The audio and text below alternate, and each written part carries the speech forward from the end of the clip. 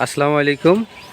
এটা ভুরুঙ্গামারি বাজারের পাশে যে পুকুরটি রয়েছে সেই পুকুরটি সংস্কারের কার্যক্রম পরিচালনা করতেছে।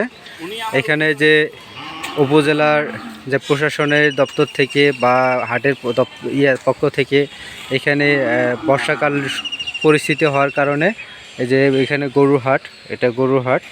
এই হাটের পাশেই যে আপনার নর্দমা পুকুরটা রয়েছে, এই পুকুরটা পুরা ভরে গেছে পলিথিন, এত এত পলিথিন যে পলিথিনের বালাই নেই।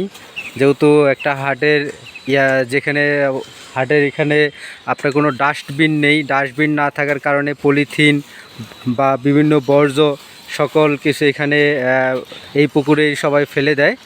আর এটা বর্তমান বর্ষাকাল হওয়ার কারণে এটা কার্যক্রম পরিচালনা করতেছে। তো যারা কার্যক্রম পরিচালনা করতেছে তাদেরকে ধন্যবাদ।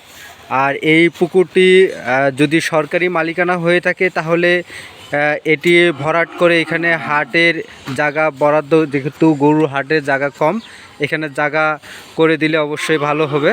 তো আমি আমার ব্যক্তিগত থেকে এটুকু বলতেছি, আপনাদের যদি কোনো প্রসঙ্গ থাকে সেটাও আপনারা বলতে পারেন।